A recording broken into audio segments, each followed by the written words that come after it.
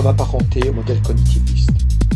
Et cela même s'il s'en distingue par certains aspects, notamment le fait que les constructivistes ne s'embarrassent pas de l'analogie entre cerveau et ordinateur.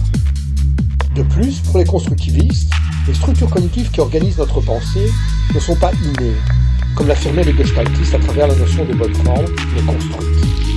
C'est d'ailleurs à la genèse de ces structures cognitives appelées schèmes opératoires que Piaget et son école consacreront l'essentiel de leurs travaux. À propos des schèmes, Piaget dira que les schèmes sont des bonnes formes qui ont une histoire. C'est-à-dire que les schèmes sont construits progressivement tout au long du développement de l'enfant, de sa naissance jusqu'à l'âge adulte. Les constructivistes voient l'apprentissage comme le résultat de l'interaction entre l'individu et son environnement. Le sujet, confronté à une situation donnée, va activer un certain nombre de schèmes pour traiter cette situation. C'est précisément à l'élaboration de ces schèmes opératoires, dans le cadre de ce qu'il appellera l'épistémologie génétique, que Piaget consacrera l'essentiel des travaux qui le conduiront à mettre en évidence différents stades dans le développement cognitif de l'individu. De la naissance à l'âge adulte, ces schèmes se construisent par bonds successifs, stade après stade, à la manière dont on gravit un escalier, du stade sensorimoteur au stade des opérations abstraites. Dans cette interaction, ce qui est important, c'est l'action de l'individu sur son environnement. Pour Piaget, l'activité de l'individu dans le cadre de situations qui sont perçues comme de véritables problèmes à résoudre est essentielle et constitue la base du modèle d'apprentissage issu du constructivisme. L'interaction de l'individu avec son environnement est basée sur un processus dynamique d'échange qui repose sur deux mécanismes, l'assimilation et l'accommodation. L'assimilation correspond à l'incorporation d'un objet ou d'une situation à la structure cognitive du sujet, sans modifier cette structure.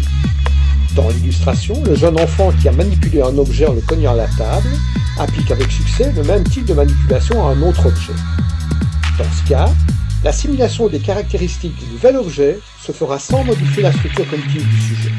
On peut manipuler un objet en le frappant sur la table.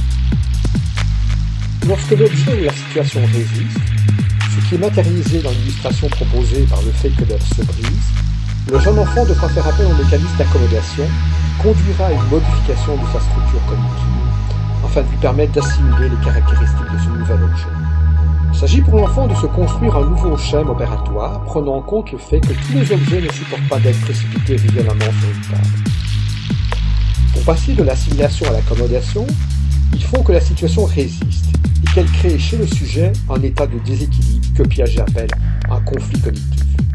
C'est-à-dire un conflit entre la représentation actuelle de la situation et les représentations déjà intégrées dans la structure cognitive de l'individu.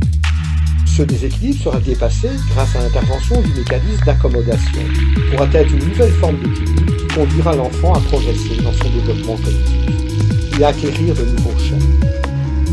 Pour étudier les mécanismes qui permettent à l'enfant de progresser dans son développement cognitif, Piaget fera appel à de petites expériences dans lesquelles il confronte l'enfant à des situations susceptibles de créer chez lui un conflit. En régulant les démarches de l'enfant par des interventions adéquates, des questions, des contre-exemples, l'expérimentateur pourra ainsi observer les démarches mises en œuvre pour dépasser le conflit cognitif induit par la situation. Sur la première ligne du schéma, une expérience portant sur la conservation des liquides est présentée, alors que sur la deuxième, c'est la conservation des cellules qui est conservée, et sur la troisième, la conservation des ensembles numériques. Dans l'expérience de conservation des liquides, deux récipients de forme identique sont placés devant l'enfant. Celui-ci verse tout d'abord une même quantité de liquide dans ces deux récipients. On transvase ensuite devant l'enfant le contenu d'un des deux récipients dans un autre récipient de forme différente, plus large et moins haut. On demande ensuite à l'enfant si la quantité de liquide reste la même ou s'il est différent dans les récipients A et C. Si l'enfant constate que les quantités sont différentes en signalant qu'il y a plus de liquide dans le récipient A que dans le récipient C, il est déclaré non conservant.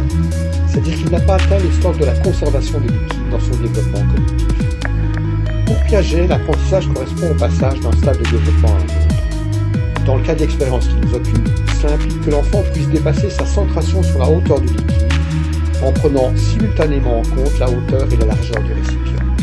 Cette exigence, qui est contraire à son comportement spontané, crée chez l'enfant un conflit cognitif, dont le dépassement impliquera l'intervention d'un processus de rééquilibration, conduisant à la modification de sa structure cognitive par accommodation.